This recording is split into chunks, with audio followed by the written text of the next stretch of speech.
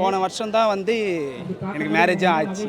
இப்போது கெட்டதும் நடந்திருக்கு, நல்லதும் நடந்திருக்கு. அதனால் வந்து போன வருஷம் எல்லாமே வந்து மேடும் பள்ளமாக இருந்தாலும் எப்படியோ கடவுள் நல்லபடியாக வந்து அந்த வருஷத்தை முடித்து கொடுத்துட்டு இன்றைக்கி ஒரு குடும்பமாக ஃபேமிலியாக வந்து என்ஜாய் பண்ணுறோம். இந்த வருஷம் ரிசல்யூஷன் என்ன எடுக்கணும்னா, பிரச்சனை வந்து வாழ்க்கையில் நம்மளுக்கு வந்துகிட்டே தான் இருக்கும். அதை பார்த்து நம்ம பயந்து ஓடாமல் அதை நம்ம எதிர்த்து நின்னோம் அப்படின்னா அது நம்மளுக்கு ஒரு பிரச்சனையாகவே நம்மளுக்கு தெரியாது. ஏன்னா வந்து பிரச்சனை வருது அப்படின்னு நம்ம சோர்ந்துட்டோம் அப்போனா வர சந்தோஷத்தையும் நம்ம அனுபவிக்காமல் பிரச்சனையவே நம்ம அனுபவிக்கிறதா இருக்கும். இப்போ ஒரு ஜோக் ஒரு வாட்டி சொன்னால் சிரிக்கிறாங்க, மறுபடியும் சொன்னால் யோசிப்பாங்க, மறுபடியும் சொன்னால் என்னடா இவன் இதையே சொல்கிறான்னு யோசிக்கும் போது அப்போ பிரச்சனையும் அதே மாதிரி தானே.